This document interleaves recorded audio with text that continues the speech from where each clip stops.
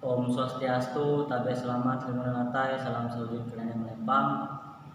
Perkenalkan, kami dari kelompok 6 yang terdiri atas saya sendiri, Igo, dan dua teman saya yang di sebelah kanan yaitu Hendra Prayoga dan yang di sebelah kiri yaitu Dandi. Kami dari Prodi Pendidikan Agama Hindu semester 4 kelas A, Fakultas Dharma Carya. Video ini kami buat untuk memenuhi tugas UAS mata kuliah desain instruksional yang diampu oleh dosen pengampu yaitu Ibu Desak Ketut Anggraini SS MPD, di mana materi yang akan kami bahas pada video ini adalah tentang desain model pembelajaran ADI. Baik, selanjutnya mari kita masuk ke materi pembahasan. Yang pertama ialah pengertian model pembelajaran ADI. Di sini, desain model pembelajaran yang sifatnya lebih generik yaitu disebut dengan model ADI atau analisis, desain, develop, implement, dan evaluate. Di sini ADI muncul pada tahun 1990 yang dikembangkan oleh Reiser dan Molenda. Salah satu fungsinya ADI yaitu menjadi pedoman dan membangun perangkat dan infrastruktur program pelatihan yang efektif, dinamis, dan mendukung kinerja pelatihan itu sendiri. Pembelajaran model ADI merupakan pembelajaran yang efektif dan efisien, serta prosesnya bersifat interaktif, di mana hasil evaluasi setiap fase dapat membawa pengembangan pembelajaran ke fase sebelumnya. Hasil akhir dari suatu fase merupakan produk awal bagi fase berikutnya.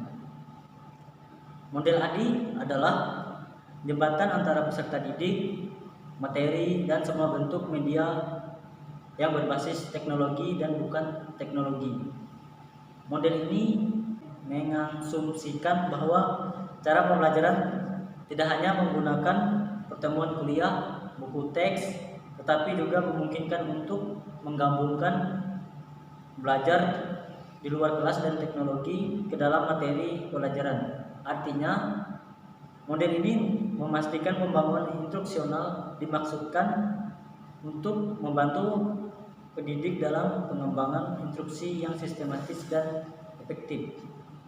Hal ini digunakan untuk membantu para pendidik mengatur proses pembelajaran dan melakukan penilaian hasil belajar peserta didik. Di sini model ADI didasarkan pada 5 proses belajar, bahwa yang pertama yaitu analisis, yang kedua perancangan atau desain, yang ketiga development atau pengembangan, yang keempat implementasi, yang kelima evaluasi. Baik, selanjutnya materi akan dilanjutkan oleh teman saya yaitu Dandi. Waktu dan tempat saya persilahkan. Baik, di sini saya akan melanjutkan paparan materi dari teman saya Igo, yaitu kelebihan dan kekurangan model ADI. Kelebihan model ADI yaitu mudah dipelajari dan sederhana serta sistematis.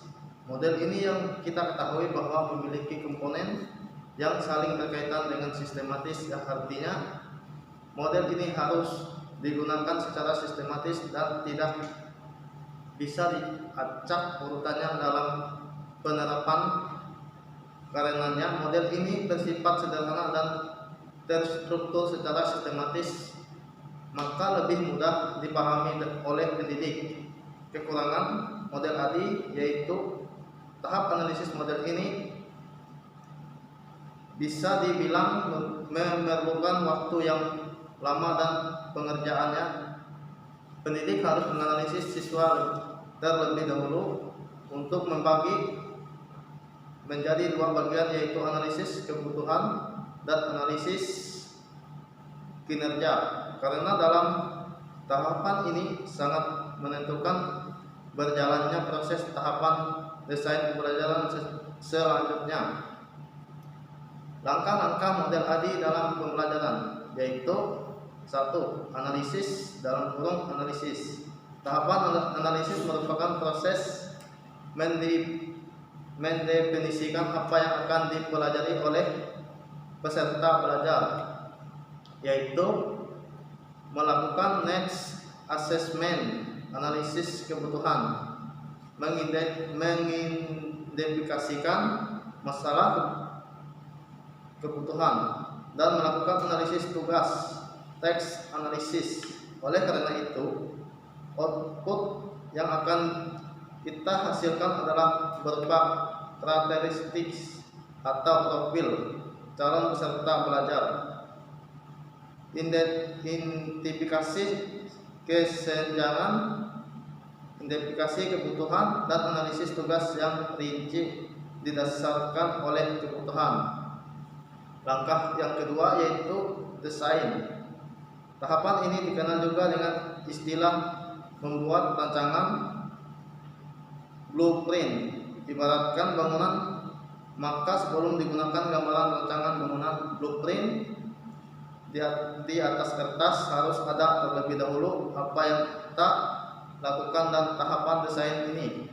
Pertama, merumuskan tujuan pembelajaran yang SMART, spesifik, measurable, applicable, dan realistik.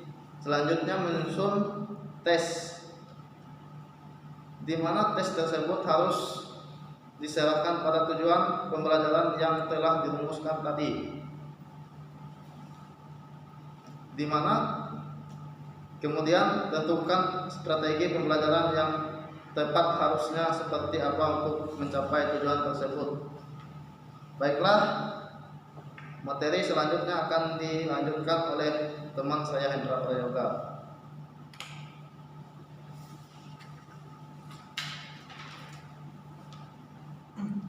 Baiklah, materi yang selanjutnya adalah yang ketiga, pengembangan atau development. Pengembangan adalah proses mewujudkan blueprint alias desain tadi menjadi kenyataan.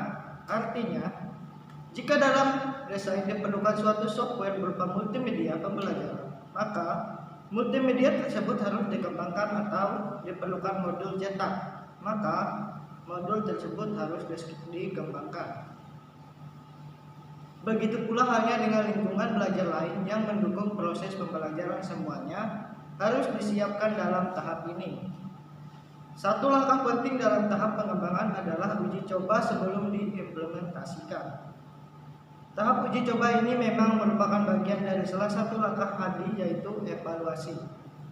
Lebih tepatnya evaluasi formatif, karena hasilnya digunakan untuk memperbaiki sistem pembelajaran yang sedang kita kembangkan. Langkah keempat yaitu implementasi atau implementation. Implementasi adalah langkah nyata untuk menerapkan sistem pembelajaran yang sedang kita buat. Artinya, pada tahap ini semua yang telah dikembangkan, diinstal atau di-set sedemikian rupa sesuai dengan peran dan fungsinya agar bisa diimplementasikan. Yang kelima yaitu evaluasi atau evaluation. Evaluasi adalah proses untuk melihat apakah sistem pembelajaran yang sedang dibangun berhasil sesuai dengan harapan awal atau tidak. Maka demikian materi yang saya baca. Selanjutnya saya serahkan ke Diego. Baik, terima kasih atas penyampaian yang telah disampaikan oleh kedua teman saya, yaitu Dandi dan Hendra Prayoga. Demikianlah pembahasan materi model pembelajaran ADI yang dapat kami sampaikan. Kurang dan lebihnya kami mohon maaf, dan kami tutup dengan mengucapkan Rama Santi, Om Santi Santi Santi Om Sai. Sekian, terima kasih.